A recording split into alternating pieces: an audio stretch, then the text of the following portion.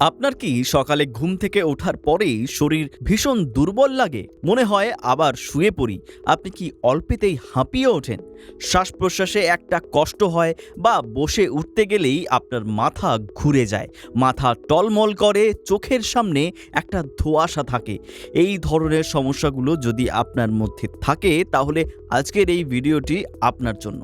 মনোযোগ সহকারে শুনবেন। এক্ষেত্রে দেখা যায় যে এই ধরনের সিমটমগুলো আছে বা লক্ষণগুলো আছে, এগুলোর পেছনে মূল যে কারণটি জড়িয়ে থাকে সেটি হলো আমাদের শরীরের রক্তে কমে যাওয়া। অর্থাৎ রক্তের মধ্যে একটি বিশেষ কণা আছে যেটার নাম হলো হিমোগ্লোবিন। এই হিমোগ্লোবিনের মাত্রা বা পরিমাণ কমে যাওয়াকে বোঝায়। আজকের এই ভিডিওটির মধ্যে আপনাদের গল্পের ছলে বোঝাবো যে এই হিমোগ্লোবিন জিনিসটা কি, এর কাজ কি, এটা আমাদের শরীরে ঠিক কিভাবে কাজ করে, এর পরিমাণ কমে গেলে কি কি ক্ষতি হয় বা কি কি লক্ষণ দেখা যায়, এবং ভিডিওটির মধ্যে আপনারা একটি আয়ুর্বেদিক ভেষজ পাতা সম্পর্কে বলবো। এই পাতা যদি 4 থেকে 5টি তুলে এনে আপনি চিবিয়ে খেতে পারেন, এর রস বের করে 2 থেকে 3 চামচ খেতে পারেন, সেক্ষেত্রে আপনার শরীরে হিমোগ্লোবিনের মাত্রা 7 দিনের মধ্যে নর্মাল হয়ে যাবে।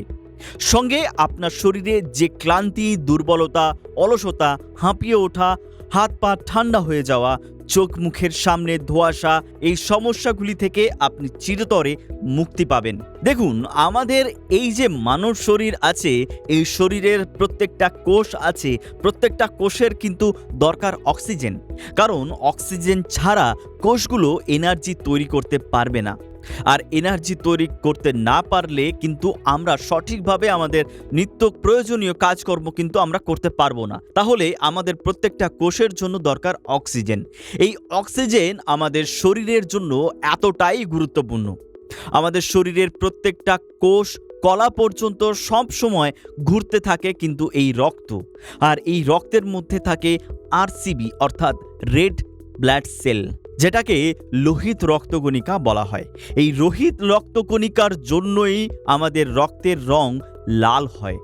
যদি 1 ml মতো রক্ত নেওয়া যায় এবং তার মধ্যে কিন্তু 400 থেকে 500 কোটি মতো আরসিবি সেল থাকে, আপনারা কল্পনা করতে পারছেন যে এগুলো কতটা মাইক্রোস্কোপিক।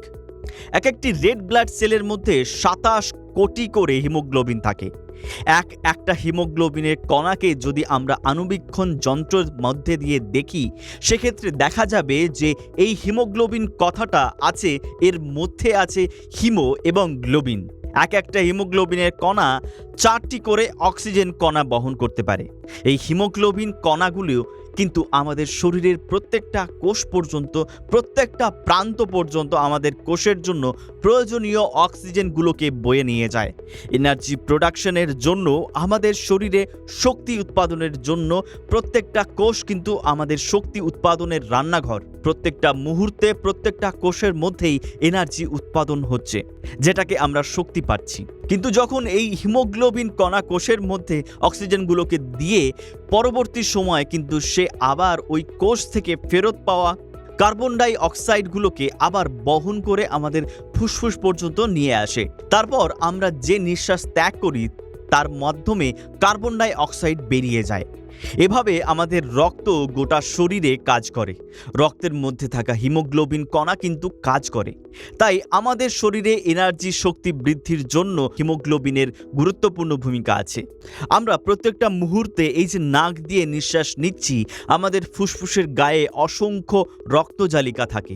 সেই রক্তজালিকা গা থেকে কিন্তু হিমোগ্লোবিন অক্সিজেনটাকে কালেক্ট করে নিচ্ছে, আবার সেই জায়গাতেই কার্বন ডাই অক্সাইড ছেড়ে দিচ্ছে। এভাবে অক্সিজেন এবং কার্বন ডাই অক্সাইড যে লেনদেন প্রক্রিয়াটা আছে, সেটা এই হিমোগ্লোবিন নামক যে ট্রান্সপোর্টার আছে সে আমাদের গোটা শরীরে করে থাকে। যদি আমাদের শরীরে অক্সিজেনের ঘাটতি হয়ে যায়, নানান রকমের সমস্যা তৈরি হবে।